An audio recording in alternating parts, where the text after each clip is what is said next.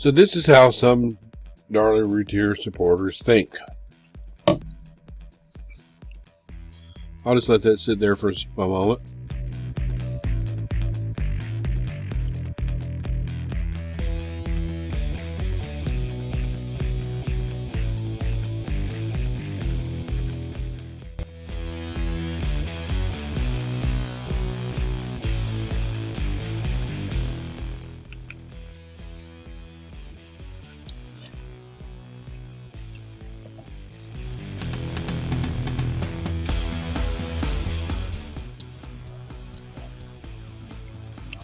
Now, Melissa is Melissa Thompson.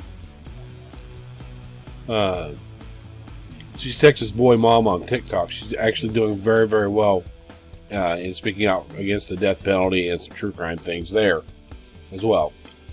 She was a Darlie supporter at one point, but then she took a change in stance. Now, Kathy is a person who claims that she had babysit for Darlie and Darren, who she babysitted Darlie when she was young, and that she knew Dennis Stahl and all those. And I had quite an interesting conversation with her about the molestation that Darlie admitted to from age 8 on from her stepfather, Dennis Stahl. Now, Dennis is also Dana and Danelle's father. If you study this case, you'll know that he started molesting her from the time she was 8 on into teenage years. And Darlie actually said that she resented her mother because she said that.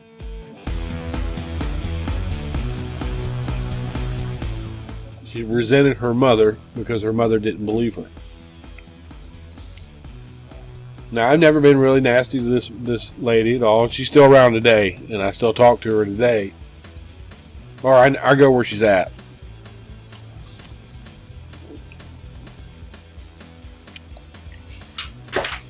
The people that are closest to Darlie do things like this.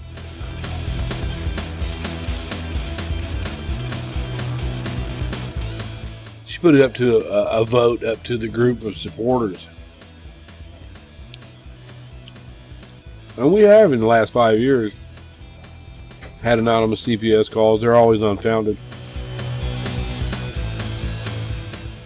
And we all know how dangerous CPS is to children. If you just look at Stop CPS and some of the stuff that goes on, we know they're dangerous. They're ungoverned.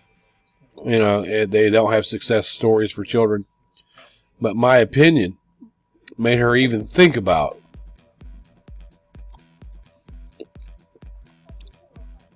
let's get his kids out of there. Let's go cause trouble for his life.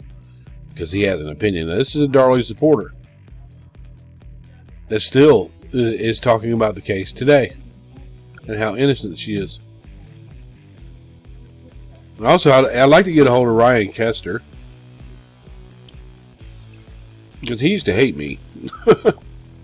They had him in there 14 years old spreading, bullshit.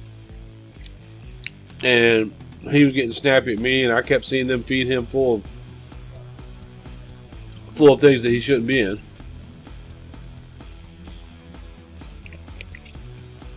When he supported Darlie.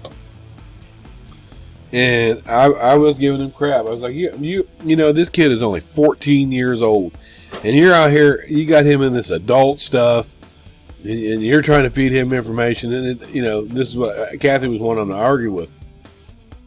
So I called his mother. I looked him up and I called his mom. I said, these grown-ass adults have this young boy egging him on in this adult group.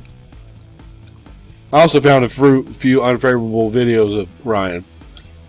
But I called his mom and I said, I think you need to take a look at it. And she did. And she didn't like it. And now he doesn't support Darlie today.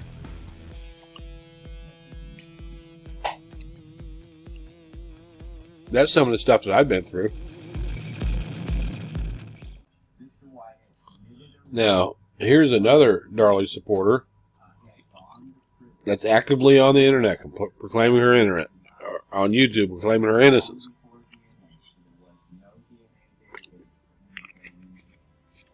I saw one of her documentaries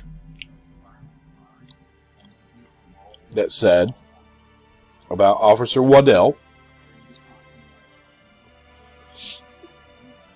that when the call came in that night on June 6, 1996, that a stabbing had occurred at 5801 Eagle Drive in Rowlett, Texas. She said Officer Waddell was napping in his cruiser, sitting in the parking lot at the Baptist church down the street, about 1.5 miles away. He was napping in his cruiser. And my response was, he was not napping in his cruiser. We have no way of saying that, and you just can't do that. That's misinformation.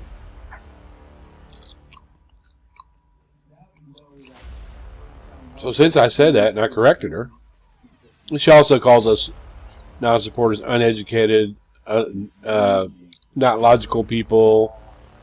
That, you know, I've heard her say it over and over again, how stupid she thinks we are, which is fine. But since I corrected her, you know, I'm under this video here and I'm just having a comment with somebody else, and then she puts this out.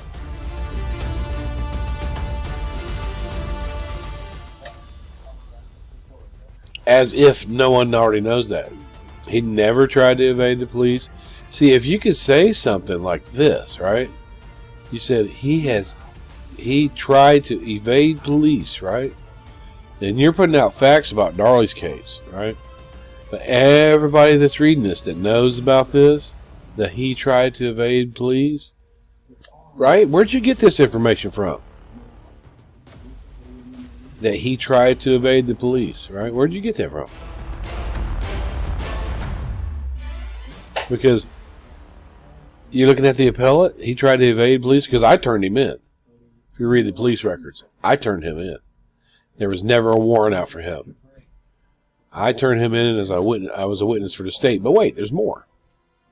Now, whilst Bryan has put huge efforts into harassing Darlie's family, he still supports his own son, to which there is zero doubt of his guilt. Now, this person is trying to convince me that Darlie's innocent when everybody that knows this case knows that I know my son is guilty. That I was a witness for the state, accusing others of lying when he neglects to tell the truth about his own son. Everybody knows that I put the whole court case up. Everybody knows I have never once said that my son was innocent. Everybody knows that. Right? Everybody that follows this. There's no effort. There's no evidence that she could show me supporting my son. It's just that I love him and he's my son. And yeah, there is zero doubt of his guilt because that's what I said when I showed everything, right? She says, I neglect to tell the truth. So she's sitting right here lying, right? Everybody that knows my case, right? They know the whole thing.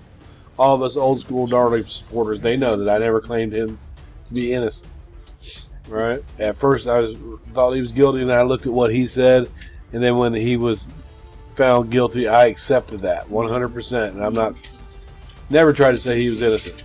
But this is a Darlie supporter that comes on YouTube and gives her facts about Darlie, but doesn't even know the facts in this case, and they're right there for everybody to see that everything she just said is a lie. But Danelle wants to talk about us.